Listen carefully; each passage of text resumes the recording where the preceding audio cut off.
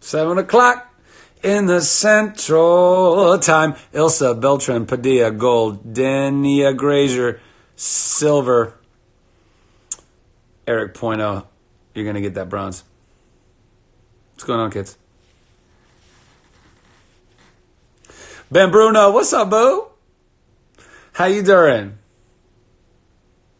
How's LA? I think your last Instagram post was pretty funny. Y'all should follow, particularly, well, I was going to say particularly if you're into fitness, you should follow Ben Bruno Fitness, but actually you should just follow him anyway because he's hysterical. And ultimately we should all be into fitness on some level. And I think he gives really great advice. He, like a lot of the other great trainers that I've worked with and that I know, although Ben and I have never been able to work together, but great trainers I've worked with like Grant Roberts and Don Saladino, and all the cats down at Dog Pound, like people who know what they're talking about, advise anyone who's trying to lose weight to gain muscle. That is imperative. So a lot of girls, for example, particularly, they're so adverse to doing weight training because they don't want to get big and bulky. Well, the truth is it takes a lot to get big and bulky. You have to eat a lot of food to get big and bulky. You can lose so much weight going and lifting weights. Like, it's incredible. It's incredible. And Ben is one of these trainers who really understands that. So he gives a lot of great, insights and tutorials in his very dry, witty ways on his Instagram. So you go check that out.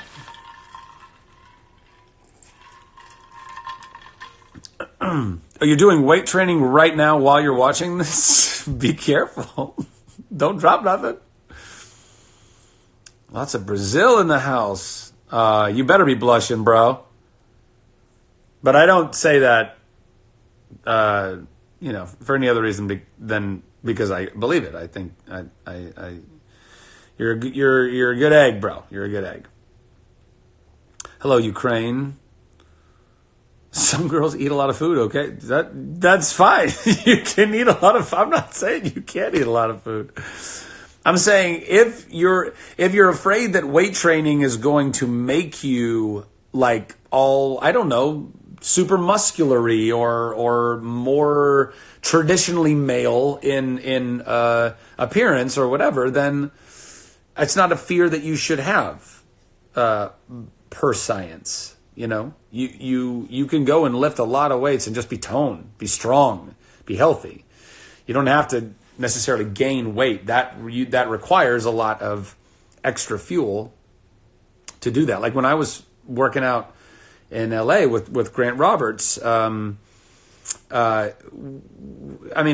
ate, it was the first time in my life I'd eaten so many calories in any sitting. I was eating 4,000 calories a day. It was insane. I gained 25 pounds in 2 months. Like, it was gnarly. It was nar, guys. It was tits, nar. I was pitted, bro. I got pitted. Those are all surf terms. Does waking up in the morning and stretching that doesn't seem like a full sentence, but yes. Thanks for the tip. You're welcome for the tip. There's a joke in there that I'm not touching with a 100-foot pole. Oh, if I could be toned again. You can be toned again. Yes. Drinking tequila and soda. Solid call. I don't know how to say something in Italian. I know how to say ciao. Ciao. By the way, if you have never seen Eddie Izzard's Dress to Kill, Eddie Izzard is an incredibly talented actor and stand-up comic. A few years ago, he came out. By a few, it's probably quite a many, but there's a special that he did called Dress to Kill. I'd work with Grant Gustin. I'd love to work with Grant Gustin if given the chance. Sweetheart of a guy. Anyway, Dress to Kill. Eddie Izzard, Dress to Kill. So good. So good. So funny. And then you'll understand my ciao reference. Then you'll understand that. Quarantine for me is going really, really well. Like I was saying before last night, last time. I feel like these lives get very redundant because people ask you the same questions, and I can't remember the last time I answered it. But yeah, quarantine is actually going quite well, all things being considered. I mean, I think this is a really, really insane time in the world, and my hope, my prayer, my hope, my belief is that we will hopefully suffer as little loss for what on the other side will be an incredible amount of gain in our understanding of this world, in our understanding of ourselves, in our understanding of each other. This is a really intense, gnarly, scary, sad moment. But it already is connecting people in ways that they haven't for a long time, or connecting us to ourselves in ways that we haven't in a long time, and giving the environment a break, and all that stuff. So that carries me in a lot of ways through the time that we spend. I'm also, again, like I've stated, very, very privileged and very grateful that I have been able to live where I live, and I'm on my property with a handful of other incredible people, and fortunately a couple of them are incredible cooks, because I don't know how to cook a thing, guys. Like, I'm going to take this time in this quarantine and learn how to actually make food. I can whip up a pretty legit Kraft macaroni and cheese. Don't get me wrong. I would put mine up in a competition, in a mac and cheese competition, but I can't make much else. It's just really, it's never been a thing that I've done, which isn't good. That's not good, right? Particularly like right now. Think about this. How many people don't really know how to cook for themselves and now can't really go to restaurants? I mean, you can still get takeout and all that jazz, but what if all of a sudden you just couldn't get that? What if the only thing you could do was get raw food materials, like going to a grocery store, but nobody to actually prepare it for you, and you didn't know how to cook? What would you do? Fortunately, I have some great friends here, aquí, who are really tasty cooks. So yeah, I've got a lot to be thankful for right now. Lots and lots. Don't be anxious every day. Lisa Mill, I think that was your name as you scroll past there. Don't be. I mean, I understand being anxious. I'm not saying I also don't feel my anxieties as well, but as I've stated, I in some ways I find that my anxieties are more derived from the way the world was working. There is an anxiety about the unknown, obviously. But I've always had less anxiety about the unknown and more anxiety about me failing the existing system, or me not somehow fitting in, or it not working properly, or whatever. The way we look at our social media, the way we compare ourselves. I mean, all that stuff is super intense. I love that we're redeeming social media even more in this time, though. I think it's a really, really cool thing. The hearts.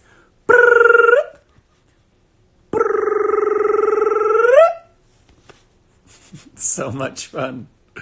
I love that I'll do that, and then it's like a half a second later, and it's like, pow! It's like 4th of July. You will make any gluten-free dessert. Well, I appreciate that. Hey, I don't know if... I have not read Stop Walking on Eggshells. I don't know what that is. Will I sing again today? I might sing again today. What do we want to... What songs do we want to listen to? Have all film production shut down? I mean, yeah, pretty much the entire industry is on a big pause right now.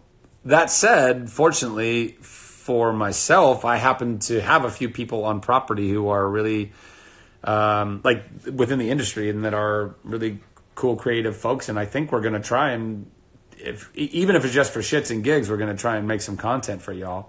Because if you're stuck, what else are you doing?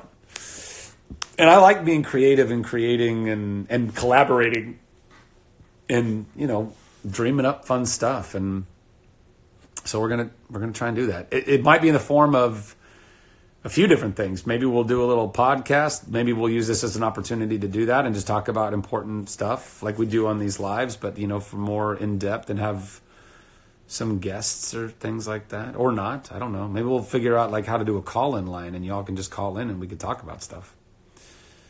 I think that's kind of cool.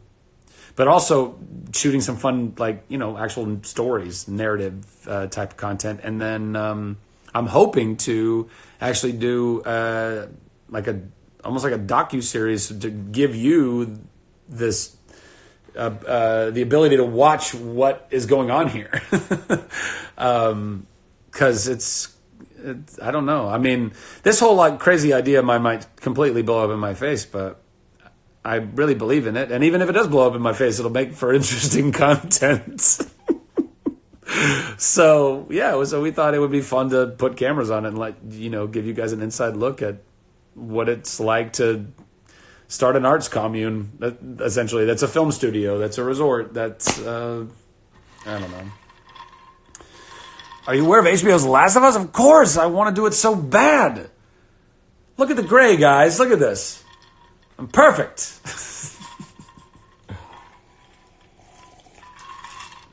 I think somebody asked me a question earlier and I completely tangented, and now I can't remember what that question was. No idea.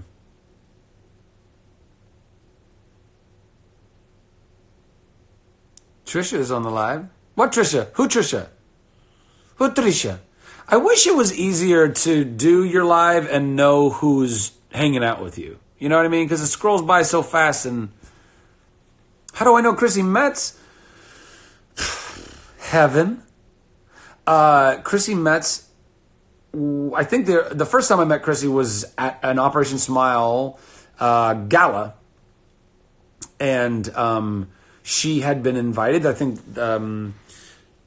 This Is Us had just started, and Jen Salke, who used to be the president of NBC and is now over at Amazon, she and I knew each other through work, but we also knew each other through Operation Smile. And Jen Salke would often invite other actors from other shows and whatnot to come, and if they felt led to be a part of it and support Operation Smile.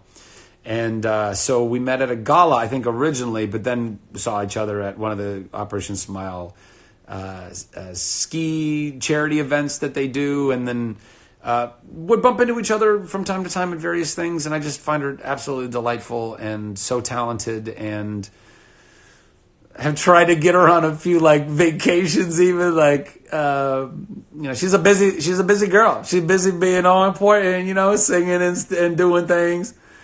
So I'm super proud of her. I'm proud of that whole group of folks over at This Is Us. I mean, it's kind of like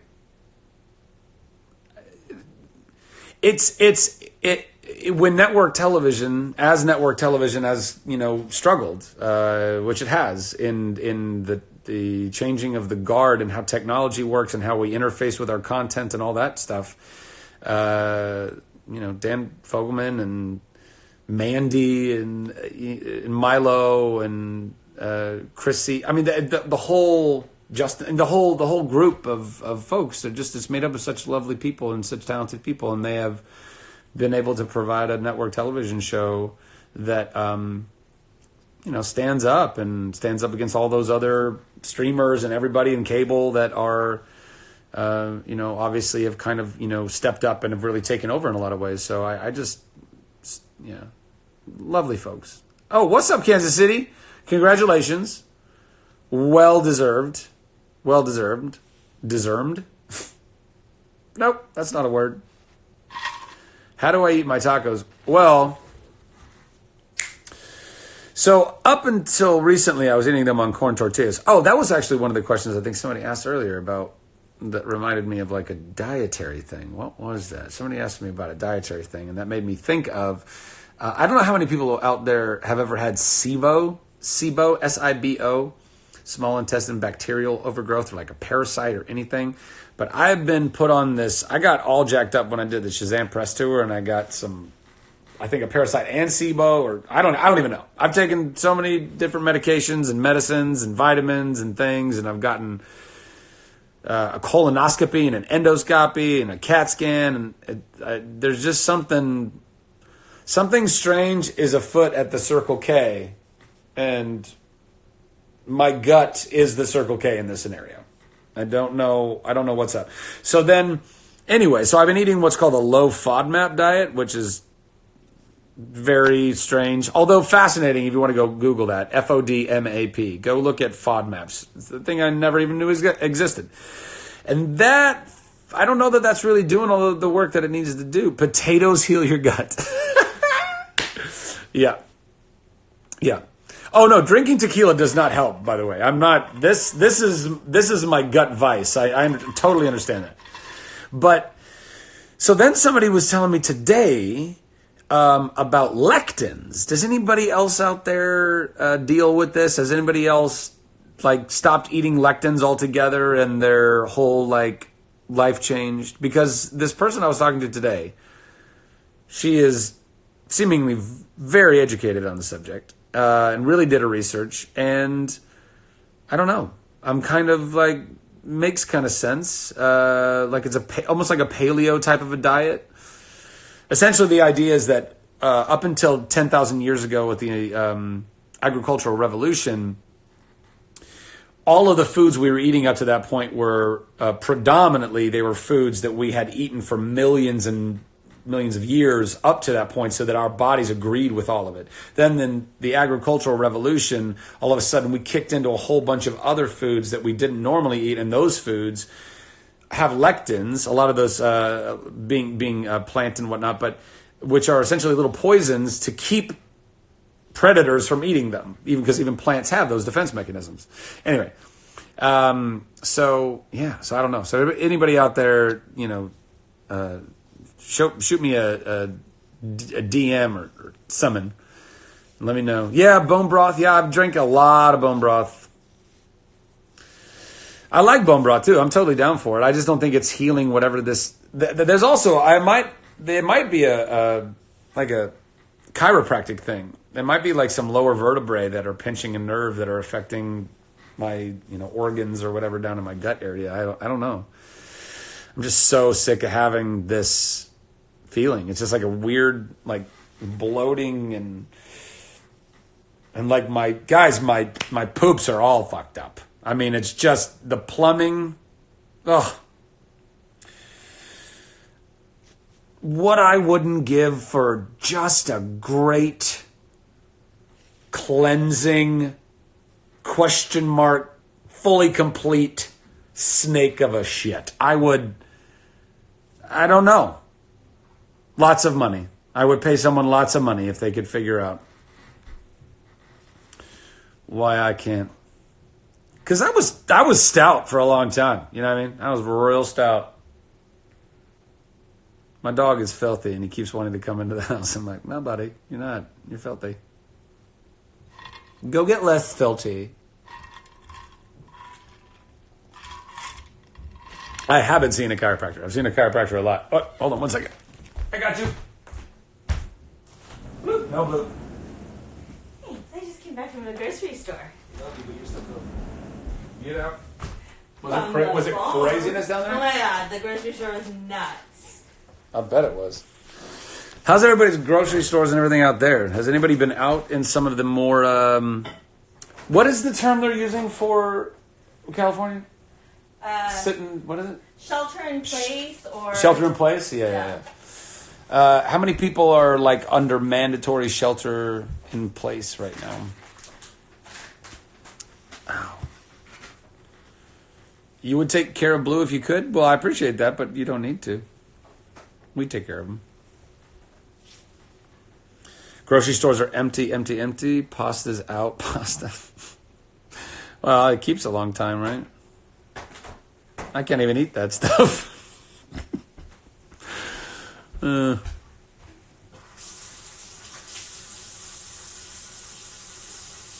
well, the entire state of California is under mandatory stay in shelter. What is it? Stay in shelter? Shelter in place. Shelter in place. Jeez Louise. Yeah, the ramen. Tijuana, Mexico's on lockdown.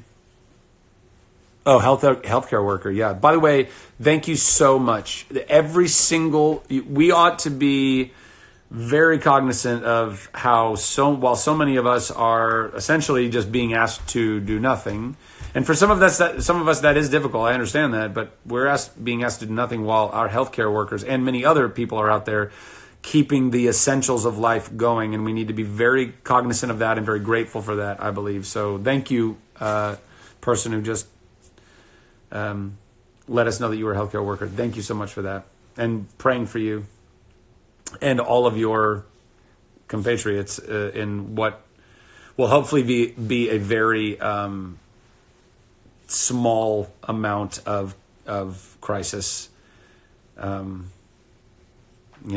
Hopefully we acted fast enough and we leveled the curve enough to have it not be too crazy. I don't know. I don't. Who knows? Why so serious? I don't think I'm being serious. I mean, I'm being real. Sometimes you have to be serious when you're real. Yeah, I know London's not in complete lockdown, and I know a lot of people that are pretty anxious about that too. We'll see. It's real crazy. They have hazmat suits for toddlers. Spring fashion. Your wife is a teacher who's laughing at how parents are now having to teach their kids. Oh, man. Well, I mean, I suppose there is some levity to be found in that, given that so many teachers have had to be parents for so long now. Now the parents have to be teachers. Yikes.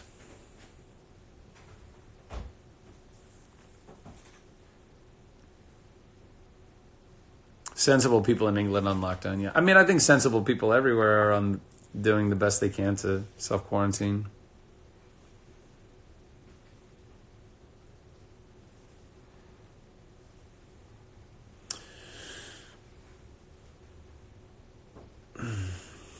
I do like Sia's music. Yeah, I think Sia is super talented.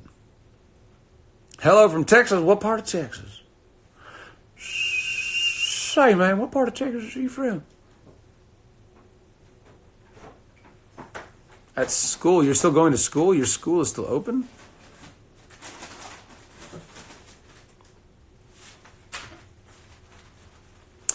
Favorite hobbies during the quarantine? I don't know. I've got a pond on my property, and we've got these stand-up paddle boards, and that can be pretty great for a hobby. Or, I mean, honestly, my favorite hobbies are just creating. So that's been stunted a little bit, but I'm trying to keep like building out little bits and pieces of what I have here, so I can ultimately accommodate and host as many people as possible. And like I've said before, the goal is to open this place up to the public and serve as many folks as we can. But now all that's been pushed a little bit as well. So we'll see. We'll see how it all comes out in the wash.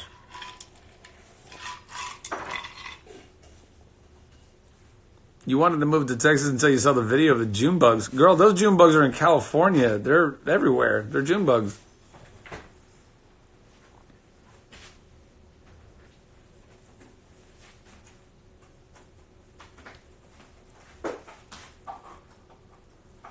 I don't really make vision boards or have a creative journal. I don't know. I've always had a hard time journaling. I think it's probably my ADD or something like that, or just not enough discipline of mind. I wonder if a lot of ADD or ADHD is because we're not taught how to discipline our minds when they start running rampant. You know, psychology, modern psychology, and also ancient wisdoms have been, you know, speaking of this for a long time, quieting the mind.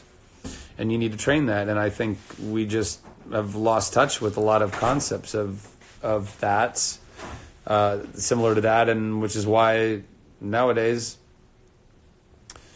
You know, if you got a busy mind, well, then you quiet it with something pharmaceutical, perhaps. And I'm also not knocking pharmaceuticals altogether. I do think that there have been, incredible help from them, but all that's been twisted, unfortunately, because when you make any great thing, if turned into a money-making scheme, well, any great thing, if given the opportunity to make money, can very easily be twisted into a money-making scheme. And at that point, the thing itself is being bastardized. And I think that's happened with almost every great thing that's ever existed, unfortunately. It doesn't mean things can't be bought and sold. It doesn't mean they can't have worth. It doesn't mean that they might even have more worth than some other things. But it's when we start taking advantage of people, we start literally taking advantage of people. It's like the guy who, what was it? He owned the rights, he bought the rights, or he retained, whatever, for the EpiPen, and then jacked up the prices on the EpiPen so much that people, regular folks, couldn't afford them anymore. Why? So you can make more money at the expense of a bunch of children with peanut allergies possibly dying, or other allergies for that matter. I'm just using one for an example. Like, how? And by the way, and I'm not even trying to demonize that guy. He's lost. He didn't understand. He didn't. He was a product of the capitalistic environment that he's grown up in, or whatever his particular household was, and how his father and mother saw all of this stuff, and how the society he grew up in saw all of this stuff. I mean, yeah, it is greed. It is greed, but what is greed, really, ultimately? Greed is a manifestation of either someone's insane insecurity. Well, no, actually, it's all just fear. I was going to say insecurity or fear, but insecurity is fear. Fear that you're not enough. That's what any greed is. Or it's a fear that somehow you won't have enough. You might feel very good about yourself, but you're afraid that you won't have enough, so you're greedy. But even, I think most greed isn't that you won't have enough, because most people who have enough know that they have enough. But people who don't think they are enough will go to the ends of the earth to prove it. And that's what we have with a lot of, very wealthy, powerful people in the world. They are fearful that they, deep down, subconsciously, they are fearful that they will never measure up to whatever God's standard or the universe's standard or history's standard, so that they'll be remembered in the history books. I don't know, but I think any one of them is still within the realm of being helped through modern psychology and self-love and understanding that you don't need to hoard in order to be of worth. You are worthy of the life that you are living merely because you are living it. You exist, therefore you are worthy of existing. That is it. That is the bottom line. So if we can love more billionaires and encourage them into sharing, I think that's a better way than hating them, because nobody responds in that. We can hate people all day long and they look at us like the enemy. Why would you ever take the enemy's advice? Why would you do that? I have seen Jensen and Jared while being in Texas. And we'll hopefully be seeing more of them now that that Supernatural is coming to a close, or has come to a close. Actually, I'm not even sure. Did they finish their season before they had to shut down? I don't think they did. I think they were going to go till April, so I'm not sure. They might be back home, though. No, I think for sure Jensen is. I think I saw a post. He's back in Texas. I think Jared probably is as well. You'll get nothing and you'll like it. Well, okay, jeez. I'm starting to lose the light. It's starting to get dark in here. Oh, they have two left to film before they had to shut down. The road rash from yesterday's spill. Yeah, it's there. It's there. Honestly, the road rash and all the cuts and things, and even my hand, which looks it's a little mangled. I definitely took some flesh out of that, but all that's the the least of my worries. I kind of smacked my knee on the ground as I was going down, and that's been a little wonky. So I'm just grateful I didn't like break my wrist or some shit. That would have been bad news bears. You know what I mean?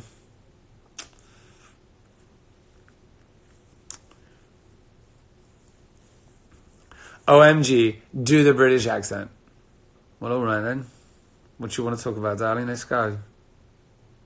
Do you want to talk about politics? Do you want to talk about religion? Do you want to talk about relationships? What do you want to talk about? Favourite song in Spanish? No. Bailamos, probably, because it's about dancing, isn't it? Yeah, no, I'm taking care. I know I've, taking a tumble off that one wheel was definitely not like, the best of things to do, but I'm all right. I'm doing okay. Something happy? What? Something what happy? Hello? Innit? That's right. LMAO. What, the band? The group? What are you talking about? Talk about therapy. I could talk about therapy all day long. Or all night long, anyway, 7:30. Yeah, we all need to go to therapy. That's no joke. How many languages can I speak? Just one. And I don't even speak that one very well, to be honest. If I could be any Star Wars character, well, that's not. To me, that's a rhetorical question. That's Han Solo or Han Solo, depending on how you want to pronounce it. Yeah, come on. He's a proper geezer, isn't he?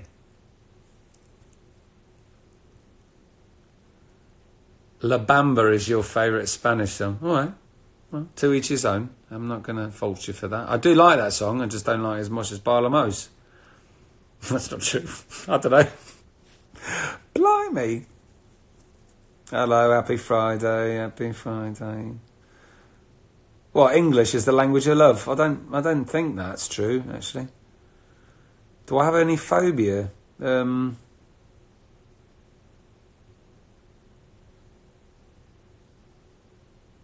I don't know. Yeah, I suppose I have a phobia of hurting indefinitely. Like, I don't want to be in pain. If you've ever heard of I'm going to start doing British now. If you've ever heard of the Enneagram, which is something I'm a believer in, a proponent of. I think it's an interesting concept, and I do think there's validity to it. But it's a kind of a personality sorter. It's like a Harry Potter personality sorting hat. It's that kind of a deal. It's like it's like the Zodiac or like the Myers-Briggs, but almost got kind of like a combination of the two. Anyway, I'm a 7 in that gauge. It's 1 through 9. I'm a 7, and 7s are super adverse to pain because we are super about joy. We want to feel joy. We want to bring joy. We want to be just stewards of and experiencers of all things. Like, just want to have all the fun. Shocker. I know, right? So we are very averse to pain and metabolizing the pain in our lives. And so I think that all speaks to, like, it's a great fear of a 7 to be in unchangeable agony, to imagine, having a broken arm that never got fixed. Not that would ever happen, or getting some incurable disease that just robs you of the joy. I think, and maybe I would still be able to get through that. If something like that happened to me, I could still make it through that and persevere, because plenty of people do. I mean, I'm constantly inspired by so many people that are not just surviving, but thriving against all odds, losing limbs, not even being born with limbs, the things they accomplish, the things that, the ways in which they're able to still value themselves. And again, because they merely exist They're here. They made it. That crazy lottery, I'm going to break something down for you guys, which is going to sound real, what's the word I'm looking for? Well, adult in some ways, graphic in other ways. But let's just be real. It's quarantine time. Let's be real. Every single one of us started from a guy, possibly your father. Well, your father, possibly your forever father. Sometimes we only have a biological father. Sometimes we have parents that stay together. Sometimes they're together for a while and they're gone or whatever. But at one point there was a dude who put a lot of sperm in a woman, and you came out of that. Now here's the deal. That woman is given one egg at a time. And that dude was given, isn't it in the billions? Billions? Isn't it something? And you swam faster than all of those other billions of little doodads and found purchase in mama's egg. That's what happened. You're a fucking miracle from the beginning. So the fact that any of us, imagine running a race against billions of people. Where do you think you fare? Where do you come in that finish line? Legitimately. And that's all. And by the way, and that's all, and you're going to go run against billions of people, and that's all you were even created to do was to run. How well do you do? I mean, and there's only one winner, guys. There's only one winner. I know I should turn the light on. It's getting dark in here. Well, in order to do that, I kind of have to stop this live, which actually I probably should do because I got to eat. You know what? I'm going to wrap this up. I'm going to have some food.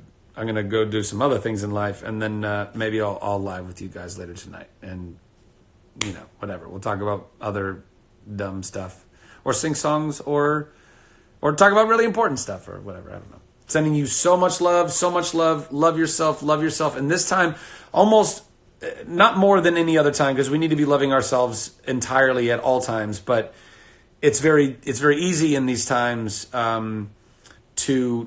because we don't have the amount of distractions available to start looking inward and judging ourselves. Do not judge yourself. You are loved. You are worthy of that love, and you are exactly where you need to be. Own that. Love you. You are worthy of occupying the space that you are in right now. Sending you so much love and light, and we'll talk to you soon. Okay.